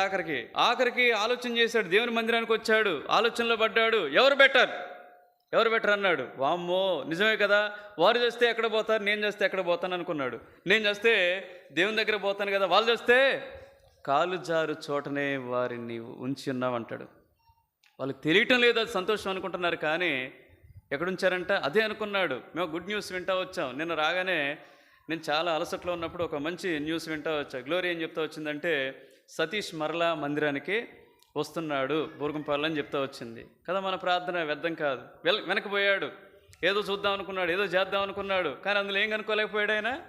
సంతోషం లేదండి వెనక జీవితంలో, సంతోషం లేదు. 3 సంవత్సరాలు ప్రభువుకు దూరంగా ఉండగలిగాడు. వెనుకున్నటువంటి పద్ధతులను పాటించడానికి ఇంటికి పోతే నేను 1 సంవత్సరం క్రితమే నేను ప్రయత్నం చేస్తూ వచ్చాను. ఇంటికి పోతే ఇంటిలో ఉండి కూడా వాళ్ళ అమ్మ చేత ఏం చెప్పించాడు? లేడని చెప్పించి ఇంటి వెనకెక్కడో దాక్కున్నాడు. ఎందుకు? నన్ను ఎదుర్కోవటానికి ఆయనకి ధైర్యం సరిపోలే, మాట్లాడటానికి నా ఎదురుకు రావడానికి ఆయన ప్రయత్నం చేయలేకపోయాడు. నేను దాదాపు గంట సేపు ఉన్నాను కానీ ఆయన రాడు, మీరు వెళ్ళండి అని చెప్పేసి వాళ్ళ అమ్మ చెప్తా వచ్చింది. ఆఖరికి ఆ విధంగా చేయటానికి కారణం ఎవరని చెప్తా వచ్చాడంటే వాళ్ళ అమ్మే ఏం చేస్తూ వచ్చింది? కారణం అని చెప్తా వచ్చాడట. ఆ తర్వాత మొన్న 3 days మీటింగ్ జరిగినప్పుడు జానన్ అక్కడ ఉన్నప్పుడు ఆయన కలిశాడంట. ఇంటికి పోయి కలిసినప్పుడు ఆయనతో మాట్లాడినప్పుడు నన్ను యాక్సెప్ట్ చేస్తారన్నప్పుడు దేవుడు ఎంత ఘోర పాపినైనా, ఎంత దూరం వెళ్ళినా, ఎంత పారిపోయినా దేవుడు ఏం చేస్తాడు? క్షమించేటటువంటి దేవుడు అని చెప్పినప్పుడు మరలా ఆయన మందిరానికి వస్తున్నాడని కాదు. పాత జీవితం అంతా రోత జీవితమేనండి, ఏం లేదు అందులో. సంతోషం ఉంటే మేము కూడా వెళ్ళిపోయేటోళ్ళం అందులో సంతోషం లేదు. కాబట్టి యెషయా ఒక మాట అంటాడు 43వ అధ్యాయం 18వ వచనంలో, 43:18, మునుపటి వాటిని జ్ఞాపకం చేసుకొనకుడి, పూర్వకాలపు సంగతులని తలంచు. ఏముంది అందులో? అందులో ఏం లేదు. ఏం కావాలంట? ఇదిగో నేను ఒక దేవుడు చేస్తాను నీ జీవితంలో కూడా. అర్థమైందా? ఇప్పుడే అది మొలుచుని అంటున్నాడు.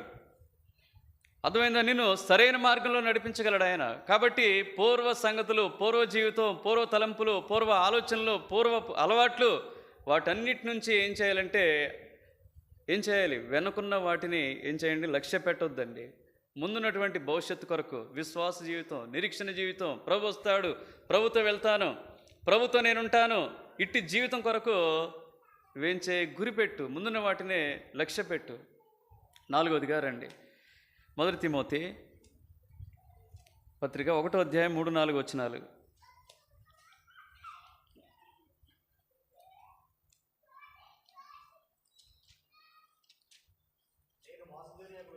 నేను మాసిదోనియాకు వెలుచుండగా సత్యమునకు భిన్నమైన బోధ చేయవద్దనియో, కల్పనా కథలను, మితం లేని వంశావళులను, విశ్వాస సంబంధమైన దేవుని ఏర్పాటుతో కాక వివాదములతోనే సంబంధము కలిగి ఉన్నవి గనుక వాటిని లక్ష్య పెట్టవద్దనియో కొందరికి ఆజ్ఞాపించుటకు నీవు ఎఫెసులో నిలిచి ఉండవలని నిన్ను హెచ్చరించిన ప్రకారము ఇప్పుడును హెచ్చరించున్నాను. వేటిని లక్ష్య పెట్టవద్దని తిమోతికి పౌలు భక్తులు చెప్తా ఉన్నాడు. ఇక్కడ ఈ లోకంలో చాలా ఉన్నవండి.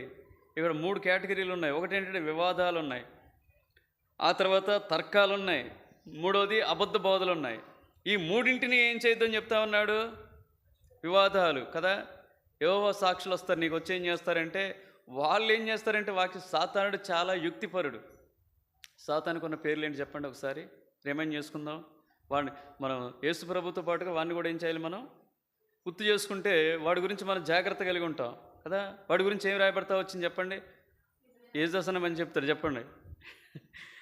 వాడుకున్నటువంటి లక్షణాలు కొన్ని చెప్పండి అన్న. వాడు దొంగ, వెరీ గుడ్. యోహాను సువార్త 10వ అధ్యాయంలో వాడు దొంగగా చూస్తాం మనం. ఇంకా చెప్పండి. అబద్ధికుడు ఎక్కడ చూస్తాం? యోహాను సువార్త 8వ అధ్యాయంలో వాడు దొంగగా మనకు కనపడతాడు. అది అబద్ధికుడిగా, మోసగాడుగా కనపడతాడు. ఇంకా ఫిర్యాది జకరియా గ్రంథం 3వ అధ్యాయంలో లేదా 12వ అధ్యాయం, ప్రకటన గ్రంథంలో 10వ అధ్యాయమో 12వ అధ్యాయం అనుకుంటాను, అందులో వాడు ఫిర్యాదుదారుడిగా మనకు కనపడతాడు. ఇంకా శోధకుడుగా కదా, టెంప్టర్ అనమాట. వాడు ఏం చేస్తారంటే వాడు శోధకుడుగా మత్తయి సువార్త 4వ అధ్యాయంలో కనపడతాడు. వాడు ఏం చేస్తారంటే మన అనేక రీతిలుగా ఏం చేస్తారంటే టెంప్టేషన్ గురి చేస్తాడు వాడు. ఇంకా ఎట్లా కనిపిస్తాడు? దుష్టుడుగా కనిపిస్తాడు. ఎఫెసీ 6వ అధ్యాయంలో 16వ వచనంలో వాడు దుష్టుడుగా కనిపిస్తాడు. ఆ తర్వాత 2 కొరింథీ 2వ అధ్యాయం 11వ వచనంలో స్కామర్ అండ్ స్కీమర్ కదా, తంత్రాలు కనిపిస్తాడు. ఇంకా చాలా ఉండండి వాడికి పేర్లు. వెలుగుదూత, వెరీ గుడ్. ప్రకటన గ్రంథంలో వెలుగుదూతగా కనిపిస్తాడు. ఆ తర్వాత మత్తయి సువార్త 13వ అధ్యాయం 39లో శత్రువు, మీ శత్రువైన అపవాది. ఇట్లా ఎన్ని ఉన్నాయండి. వాడు చేసేవి చాలా ఉంటాయి.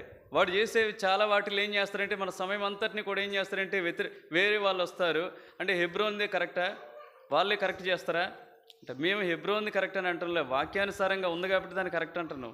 హెబ్రోన్ కరెక్ట్ అని మేము ఏమి అంటాంలే. అర్థమైందా? ఆ భక్సింగ్ గారికి అదే ప్రాంతానికి పోయాను నిన్న. మన ట్రైన్లో పోతున్నప్పుడు కరెక్ట్గా మేము పోయే ట్రైన్ పలవరం మీదకి పోతూ ఉంది. ఓహో ఎంత నియర్ బై అంటే ఆ పలవరం కొండ పక్కనే ఉన్నాయి స్టేషన్ అవి. నేను ఇక రన్నింగ్లో మొత్తానికైతే ఓహో భక్సింగ్ గారు నడిబొడ్డున ఉంది అది. నేను అనుకున్న పలవరం కొండ అంటే అక్కడ దూరంగా ఉంటుంది ఏమనుకున్నాను, కానీ చెన్నైలో ఎక్కడుంది అది? దాదాపుగా మధ్య భాగంలో ఉంది అది పలవరం కొండ. ఆ కొండ రాళ్ళు రప్పలతో నిండుందనమాట. ఇప్పుడు దట్టమైన చెట్లునే మధ్య మధ్యలో రాళ్ళు రప్పలు కలిసి ఉన్నాయి. ఆ కొండ మీదకి వాళ్ళు వెళ్ళి ఒక రాత్రంతా ప్రార్థన చేసి సంఘ దర్శనం పొంది వచ్చి వాళ్ళు ఏం చేస్తూ వచ్చారు, ఈ పరిచర్ని ప్రారంభిస్తూ వచ్చారు. ఈ పరిచర్య వాక్యానుసారమైన నేనంటాం కాదు. పెద్ద పెద్ద వాళ్ళే ఏమన్నారు, బిలీ గ్రాంగ్ లాంటి వాళ్ళే ఏం చెప్తా వచ్చారు, వాళ్ళే కితాబ్ ఇస్తూ వచ్చారు. కాబట్టి వాక్యానికి వాళ్ళు విలువిచ్చారు.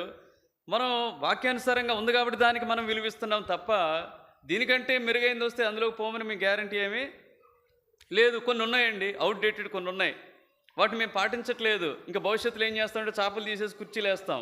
ఏం చేస్తాం మేమే అంటాంలే. ఎందుకంటే ఆయన ఒక రీతిగా ఆయన దర్శనం, సంఘ దర్శనం వేరు, మేము వాక్యాన్ని ఏం చెరపటం లేదు. ఇవేం వాటి వల్ల ఏమీ పైన కూర్చోవటం వల్ల, లేకపోతే చాపలు వేయటం వల్ల, లేకపోతే తినేటప్పుడు ఒక పాట పాడకుండా ఉండటం వల్ల ఏమైనా నష్టాలు కలుగుతాయంటే వాటి గురించి ఏమీ మేము చింతించం. అవి మనుషులు పెట్టినవే తప్ప అవి దేవుని వాక్యంలో ఉన్నవేమీ కావు. కాబట్టి భవిష్యత్తులో ఏం చేయొచ్చు, మొత్తం మేము సీటింగ్ ఇక్కడ ఏం చేయొచ్చు, కుర్చీలు వేయచ్చేమో.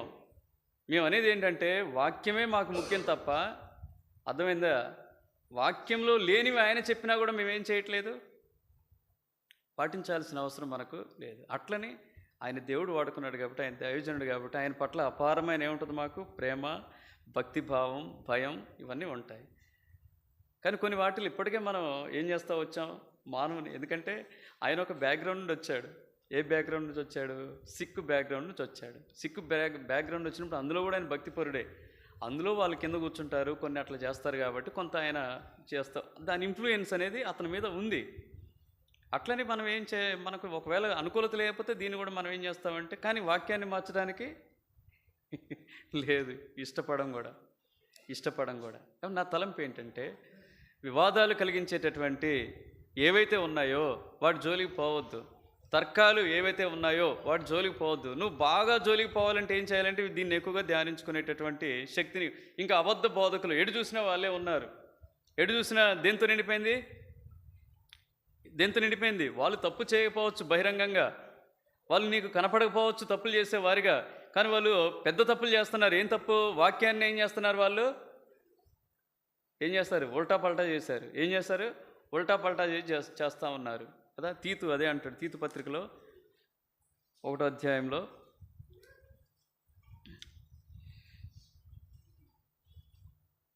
11వ వచనం, 10-11. మన అనేకులు విశేషముగా 1వ అధ్యాయం 10-11 అమ్మా. అనేకులు విశేషముగా సున్నతి సంబంధులను, అవిధేయులను, వదరబోతులను, మోసపుచ్చువారినై ఉన్నారు. వారి నోళ్ళు మూయింపవలను. అట్టి వారు ఉపదేశింపకూడని వాటిని దుర్లాభం కొరకు ఉపదేశించుచు కుటుంబములే పాడు చేయ. మొన్న ఈ మధ్య ఒకడు వచ్చాడు విశాఖపట్నం నుంచి, వాడి పేరు ఏదో ఉంది, ఆ పేరు ఏదో ఉంది, సరే ఆయన పేరు మనకు అవసరం లేదు కదా. విశాఖపట్నంలో దొంగ బోధకుడు వాడు. ఎవరు ఇక్కడ తీసుకొచ్చి పోస్టులు ఏవనుకుంటా, మరి ఆయనట్టు పిలిచాడు మనకు తెలియదు, ఆయనట్టు పిలిచాడు. వాడు దొంగడు, పక్కా దొంగ. ఎట్లా చెప్పగలం? వాక్యంలో లేనిది వాడు బోధిస్తాడు కాబట్టి. వాడు కూతురు పెళ్ళి ఎంత దారుణంగా చేస్తా వచ్చాడంటే, బోధించేటప్పుడు మాత్రం ఏం చేస్తాడు, ఎక్కడ ఒక నిచ్చెన వేసుకొని చెప్తున్నాడట. ఒక నిచ్చెన వేసుకొని వాడు విశ్వాసులకు అందనెత్తులో ఉండి వాడు చెప్తా ఉన్నాడట. ఏంటండి ఇవన్నీ? ఎవరు ఒక పాట, మళ్ళీ ఒక పాట, ఇస్సాకు వస్తాడు, యాకోబు వస్తాడు, ఒక పాట కదా. ఏది మీరు నిజంగా వాక్యం చదివితే ఏం చేస్తారు? కాండ్రించి థూ అవి ఎవరు పట్టుకొచ్చి నేనన్నా వాడిని దూరంగా పడేనని చెప్పా. అసలు వాడి మొహం చూస్తేనే నాకు ఎక్కలేనుకో. ఎందుకో ఇది నిజంగా చదివితే అట్లాంటి వాళ్ళని ఏం చేస్తాం, మన ఇంటికి కాదు కదా మొత్తం దగ్గర కూడా రానివ్వం. ఒక సామాన్య సేవకుడు యేసుప్రభు యొక్క వాక్యం ఉన్నదన్నట్టుగా చెప్పేటోడు ఇంటికి వస్తే ఏం చేస్తాం? తెరిచి వాడిని తీసుకుపోయి ఏం చేస్తాం? బెడ్రూమ్లో కూర్చోబెట్టి చేసాం. అక్మల్ రెడ్డి గారు ఎక్కడ కూర్చోబెట్టాం? ఏసీ లోపల కూర్చోబెట్టాం, భోజనం పెట్టాం, ప్రార్థన చేయించుకున్నాం కదా. ఎవరైనా దైవజనుడు ఆయన దుర్మార్గుడు. అట్లాంటి వాళ్ళని పట్టుకొస్తారు. ఖమ్మం ఈ పట్టణానికి వస్తే దరిదాపులు కూడా పోవద్దు. కుటుంబాలు ఏం చేస్తారు వాళ్ళు? తల్లికి అన్నం పెట్టడు, చెల్లిని వెలగొట్టాడు. మీకు తెలియదు ఆ సంగతులన్నీ. వాళ్ళే చెప్తా ఉన్నారు వారి సాక్ష్యం గురించి. మనం వాళ్ళ జోలికి పోరాదు. ఈనాడు నా తలంపు ఏంటంటే, అబద్ధ బోధకులు ఎలా ఉన్నారంటే, వాళ్ళు వేషం వేసుకొని తిరుగుతూ ఉన్నారు కదా.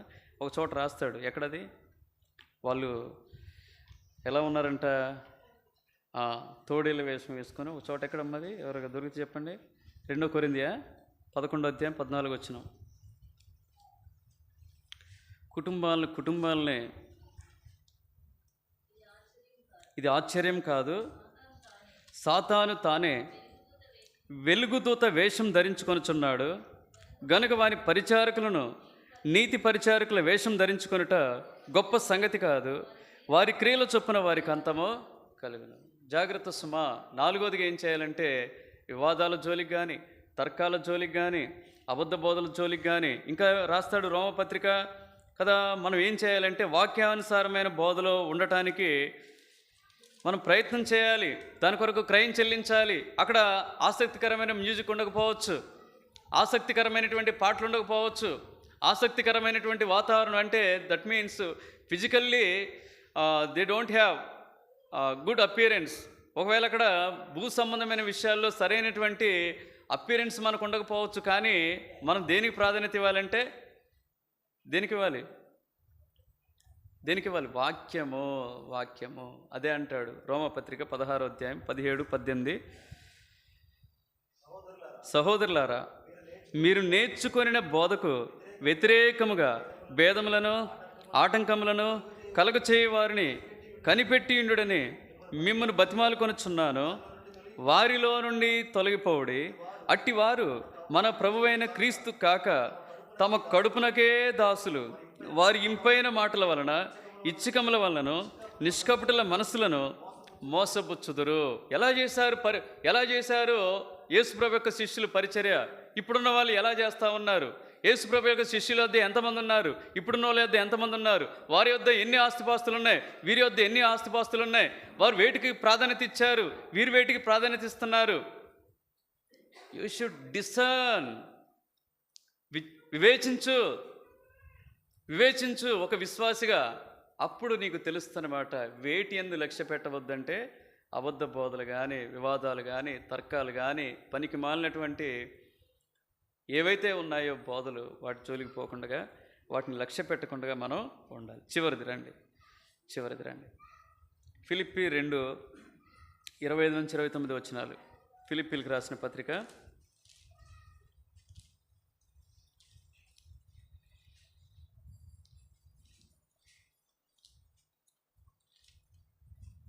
2వ అధ్యాయము 25-29 వరకు. మరియు నా సహోదరుడును, జత పనివాడును, నా తోడి యోధుడును, మీ దూతయో, నా అవసరమునకు ఉపచరించిన వాడునైన ఎపఫ్రొదితును మీ వద్దకు పంపుట అగత్యమని అనుకుంటుని, అతడు రోగి ఆయనని మీరు వింటిరి గనుక అతడు మిమ్మల్ని అందరినీ చూడ మిగులు అపేక్ష గలవాడై విచారపడుచుండెను. నిజముగా అతడు రోగి అయి చావునకు సిద్ధమైండను కానీ దేవుడు అతన్ని కనికరించెను. అతని మాత్రమే కాక నాకు దుఃఖం మీద దుఃఖము కలగకుండుటకై నన్ను కనికరించెను. కాబట్టి మీరు అతన్ని చూచి మరలా సంతోషించే నిమిత్తమును, నాకున్న దుఃఖము తగ్గు నిమిత్తమును అతన్ని మరి శీఘ్రముగా పంపితిని. నా ఎడల మీ ఉపచర్యలో ఉన్న కొదువను తీర్చుటకై అతడు తన ప్రాణమునైనను లక్ష్య పెట్టక క్రీస్తు యొక్క పని నిమిత్తము చావునకు సిద్ధమైండని గనుక పూర్ణానందముతో ప్రభునందు అతన్ని చేర్చుకొని. ఇప్పుడు ఒక ఆయన ఏం చేస్తూ వచ్చాడంటే ఎవరి గురించి రాయబడతా వచ్చింది? ఎవరి గురించి? ఎపఫ్రొదితు గురించి రాయబడతా వచ్చింది. ఎపఫ్రొదితు ఏం చేస్తూ వచ్చాడంట? అతడు తన ప్రాణమునైనను లక్ష్య పెట్టక. దేని కొరకు? దేవుని విషయమై. అర్థమైందా? ఏం చెడు మాటలు లక్ష్య పెట్టవద్దు. రెండోది, మనుషుడు కట్టడల్ని లక్ష్య పెట్టాల్సిన పని లేదు. మూడోది, వెనుకున్న వాటిని, ప్రాచీన స్థితిని, వాటిని లక్ష్య పెట్టవద్దు. నాలుగోదిగా అబద్ధ బోధల్ని లక్ష్య పెట్టవద్దు. ఇప్పుడు చివరిగా ఏమంటున్నాడంటే మన ప్రాణాన్ని సైతం ప్రభు కొరకు, ప్రభు వాక్యం కొరకు, ప్రభు పని కొరకు, ప్రభు సేవ కొరకు, ప్రభులోనికి అనేక ఆత్మల్ని నడిపించే విషయమై ఆఖరికి మన ప్రాణాన్ని సైతం కూడా ఏం చేయొద్దంటున్నాడు? అంత పట్టించుకోకుండా దేవుని అంతగా ఉందా? అట్లాంటి ప్రేమ? మన ప్రాణాన్ని పట్టించుకోకుండా దేవుని కొరకు పరిచర్య చేసే ప్రేమ ఉందా? మనం అంత పరిచర్య చేయాల్సిన ఆవశ్యకత లేకపోవచ్చేమో, ఒకవేళ చేయలేమేమో అనిపిస్తే ఒక్కొక్క పర్యాయం కదా. ఒక ఆయన ఉన్నాడు, ఆయన గురించి నేను చెప్పి ముగిస్తాను. నిజంగా పేతురు ఏమంటాడు? నీవు నన్ను ప్రేమించున్నావు అంటాడు. ప్రేమిస్తే నా గొర్రెలను ఏం చేయి కదా. పరిచారకులు నిజంగా మీరు ఏం చేయాలంటే దేవుని పని మీద ఏం చేయండి, గురి పెట్టండి. ఒక తరవంత అయిపోయింది. జాన్ మెకార్దర్ గారు లాంటి వాళ్ళు, జాక్పన్ గారు లాంటి వాళ్ళు వృద్ధాప్యంలో అయిపోయారు. కొంతమంది బిలిగ్రామ్ లాంటి వాళ్ళు, మెకార్దర్ లాంటి వాళ్ళు లోకాన్ని వదిలిపెట్టారు కదా. ఇప్పుడు మన తరం ఉంది, 40లో ఉన్న వాళ్ళు. ఒక తరాన్ని ఏం చేయాలంటే మనం కదా, అక్కడ చూస్తాం కదా న్యాయపతుల్లో యెహోవా ఎరుగని ఒక తరం వచ్చిందంట. భయంకరం అది. మనం జాగ్రత్త పడాలి. మనం జాగ్రత్త పడి ప్రభు కొరకు ఏం చేయాలంటే కొంచెం క్రయం చెల్లించే వారిగా, అంతగా మనం ఎపఫ్రొదితు అంతా ఆయనంత బర్డెన్ మనకి ఎక్కడ ఉంది? ఉంటే ఎప్పుడో ఇక్కడ ఏమైపోయేది చెప్పండి? మందిరం ఏమైపోయేది? ఇది గోడ పగలగొట్టి ఇంక అక్కడి వరకు కొట్టేవాళ్ళం. ఇంక అవతలైన ఇంకా 2, 3 కేసులు పెట్టేటోడు మన మీద. ఇప్పుడు ఇప్పటికే 1, 2 పర్యాయాలు పోలీస్ స్టేషన్ పిలిపిస్తేనే మొత్తానికైతే ఇక్కడికే నిజంగా మనకు భారం ఉండి, నిజంగా అంత పట్టుదల ఉండి, నిజంగా ఆత్మల కొరకైనటువంటి మనకు ఆ తీవ్రత ఉంటే ఎంతో జరిగేది పని. అంత మనం ఎఫర్ట్స్ ఏం పెట్టడం లేదు. మన పని మనం చూసుకుంటున్నాం. మిగిలిన సమయాన్ని దేవుని కేటాయించే పరిస్థితిలో ఉన్నాం. అయినప్పటికీ సంతోషమే. ఒకవేళ దేవుడు మనకి ఇంకా ఎక్కువ భారం ఇస్తే అప్పుడు చేద్దాం, కాదనంటోళ్ళు. ఒక ఆయన ఉన్నాడు, నేను ఒక ఆర్టికల్ నేను చదువుతూ వచ్చాను. ఆయన పేరు ఏంటంటే అలెన్ జాన్ చౌ. ఏమిటి ఆర్టికల్ సారాంశం అంటే 2018లో ఆయన నవంబర్లో అండమాన్ నికోబార్ దీవుల్లో నార్త్ ఒక రాశాను నార్త్ సెంటినలీస్ అని అండమాన్ నికోబార్ దీవులకి నార్త్గా ఉండేటువంటి ఒక ప్రాంతానికి పేరు అనమాట. అక్కడ ఆదిమ తెగలు ఉంటారు. అంటే అసలు ఏమాత్రం కూడా నాగరికత లేనటువంటి అన్సివిలైజ్డ్ పీపుల్ ఉండేటటువంటి ప్రాంతం. అమెరికాలో ఆయన చదువుతూ ఉన్నప్పుడు, అమెరికాలో మిషనరీ ట్రైనింగ్ తీసుకున్నప్పుడు అందరూ ఏం చేస్తూ వచ్చారంటే సురక్షితమైన ప్రాంతాలని ఎంచుకుంటూ వచ్చారంట. ఈయన ఏం చేస్తూ వచ్చారంటే, ప్రభు నాకు భారం ఇచ్చాడు, ఆ నార్త్ సెంటినలీస్ ఆ ప్రాంతానికి నేను వెళ్తాను, స్వార్థ నేను ప్రకటిస్తాను అన్నాడంట. ఆయన ఏమి రాస్తూ వచ్చాడంటే, తన డైరీలో రాసుకున్నటువంటి బయటికి వచ్చి వాళ్ళు ప్రచురిస్తూ వచ్చారు.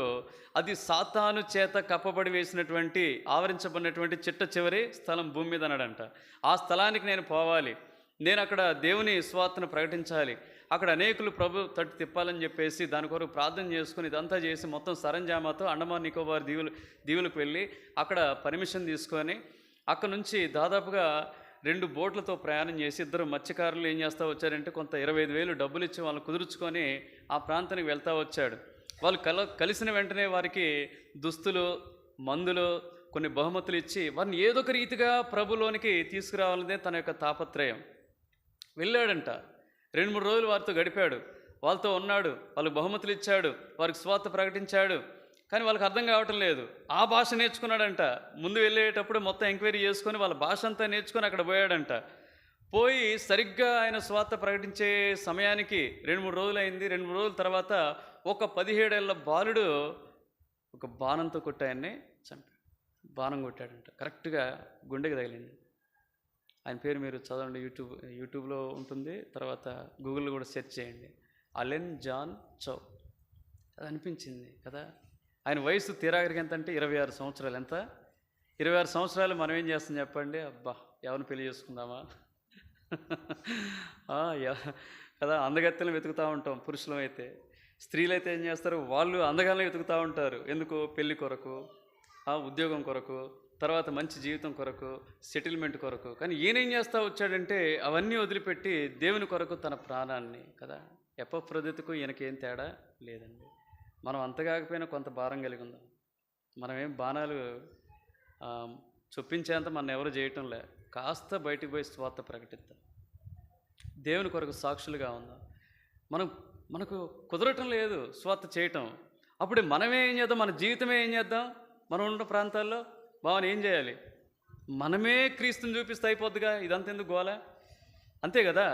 మన జీవితాల్లోనే వారు క్రీస్తుని చూడగలిగితే అది ఎంత మేలు కదా. వాళ్ళు చక్కగా దేవుని అడుగుతారు, మన ప్రవర్తన బట్టి అడుగుతారు, మన మాటలను బట్టి అడుగుతారు, మన సాక్ష్యాన్ని బట్టి అడుగుతారు, అదేవిధంగా మనం చేసే సహాయాన్ని బట్టి అడుగుతారు, మనకు కలిగినటువంటి ప్రేమను బట్టి అడుగుతారు, మనకు కలిగినటువంటి విశ్వాస పరిశుద్ధ జీవితాలను బట్టి వాళ్ళని అడుగుతారు, మనం సమాజం పట్ల కలిగినటువంటి అవగాహన బట్టి వాళ్ళు ఏం చేస్తారంటే మనల్ని అడుగుతారు, ఎట్లా మీకు ఈ భక్తి వచ్చింది? అప్పుడు నేను చేయగలిగింది ఒకటే, యేసు ప్రభువే.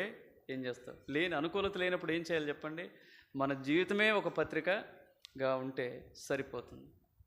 కాబట్టి మన ప్రాణాలు సైతం లక్ష్య పెట్టకపోతున్నాం. మనం కూడా ఏంటంటే ప్రభు యొక్కని సేవించే క్రమంలో మన ప్రాణాన్ని సైతం కూడా ఏం చేయొద్దంటే పట్టించుకోవద్దు. పట్టించుకోనటువంటి స్థాయిలో మనం బ్రతకాలని దేవుని యొక్క కోరిక. ఇప్పుడు చెప్పండి, అందుకని అన్నాడు, వీటిని పట్టించుకోకుండా దేన్ని పట్టించుకోవాలి? దేవుణ్ణి పట్టించుకోవాలి. దేవుని పట్టించుకున్నప్పుడు దేవుడు ఏం చేస్తారంటే ఆయన మనల్ని పట్టించుకుంటాడు, మన అక్కర్లన్నీ తీరుస్తాడు, మనల్ని, మన కుటుంబ జీవితాన్ని, మన పిల్లల్ని ఆయన లక్ష్య పెడతాడు, మనల్ని ఆయన ఆదరిస్తాడు. దేవుడి వాక్యాన్ని